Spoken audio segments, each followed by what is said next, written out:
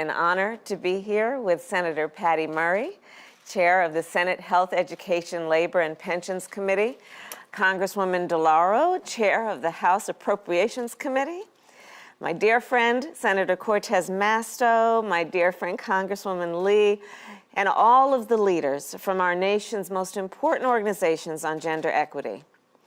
And I don't need to tell you all, time and again, women and families across the nation have benefited from your leadership. And without you, each one of you, we will not be able to get the American Rescue Plan across the finish line now, which is the point of our discussion today. In 1 year, the pandemic has put decades of the progress we've collectively made for women workers at risk. There are three main reasons for this, as we all know.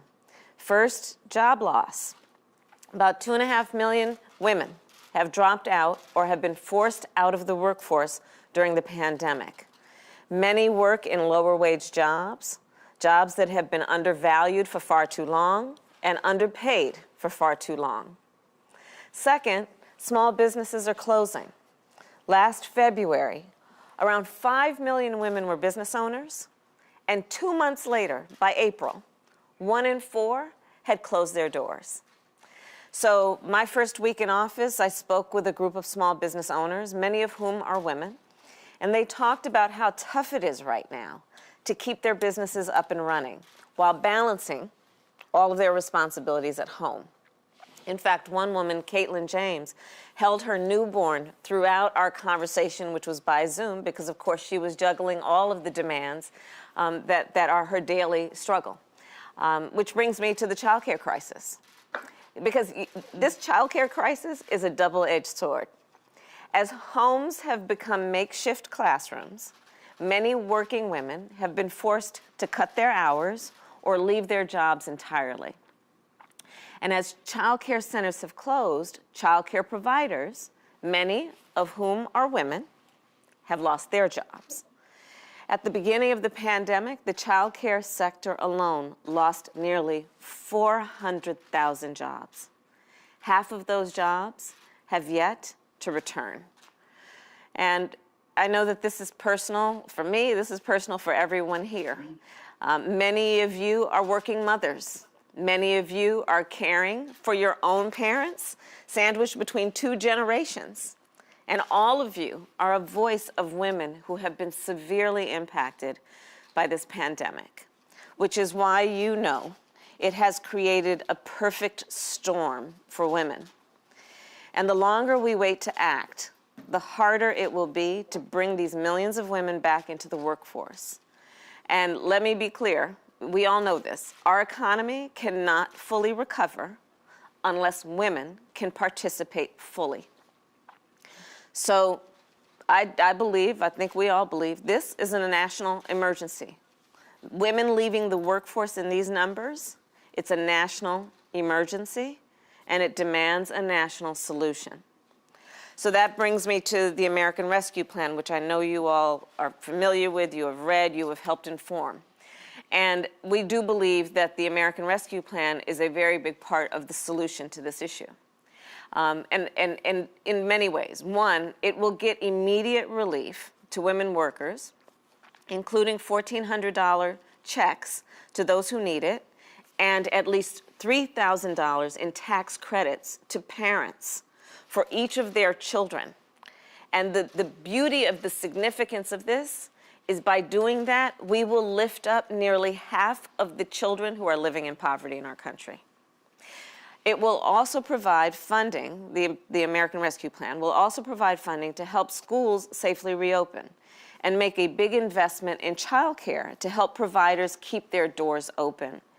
And it will get America vaccinated. So simply put, the American Rescue Plan will help get women back to work. And I'm so grateful for these members of Congress who are championing the key provisions of this bill. And you know that we're so pleased and excited to work with you. And of course, today is about hearing from you and about how the American Rescue Plan speaks to the needs of the women that you represent and how you are helping those women tell their senators and representatives, of course, the four that we have here don't need to be told, they're leading the charge, but how you are helping the women who have so much at stake to share their stories with their members of Congress, telling them what is at stake for their families, because we need your help. We got to get this bill signed into law. Each day of this pandemic is a very long day for folks who have lost their jobs, for the children who are not able to go to school, for the parents who are juggling all of the interests that are important about sustaining and protecting their families.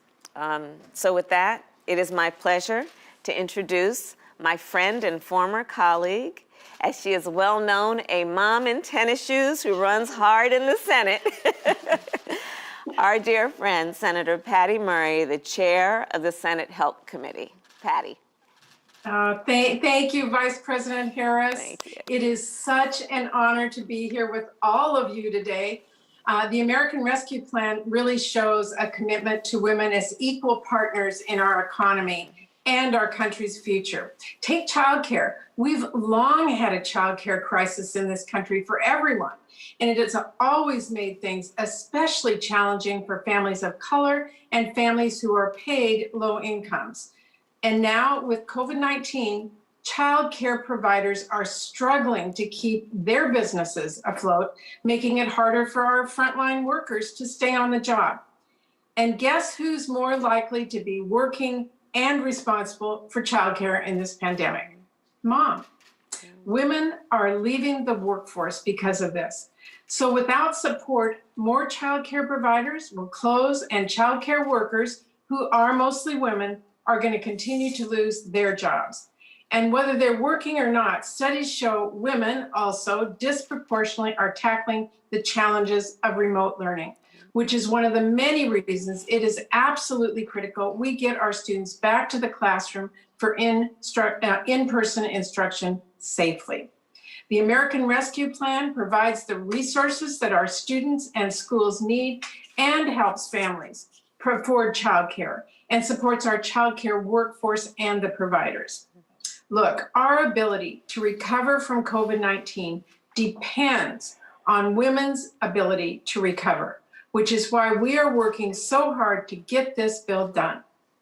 And I'm proud to turn this over to Chair Rosa DeLauro. Thank you so much, Senator Murray, for the introduction and for your leadership in the Senate. And to you, Vice President, let me just say you represent everything that millions of American women aspire to, and you are not going to leave them behind. Right. You know, success has so many authors. Together, we have built a coalition, knocked on the door of change, and as women and as elected officials, we bring unique strength and perspective to that struggle. Women are not opting out of the workforce. They are being pushed by inadequate policies. So we have an opportunity not just to throw money at a problem, but to build that architecture for the future. Use this as a moment to address the serious inequities that have been further exposed by the coronavirus pandemic. The American Rescue Plan meets this moment. Millions of children living in families cannot afford to put food on the table, pay rent. We can alleviate child poverty by expanding and improving the child tax credit. The rescue plan increases the value of this credit, makes it fully refundable. That means that 1/3 of children that are left behind are now going to be included. By putting money in people's pockets, it cuts child poverty nearly in half. And it is especially true for Black children, Hispanic children, Native American children, Asian American children. And with the stroke of a pen, this is a life-changing policy that will make such a difference. And I want to just say a point for women, women of color.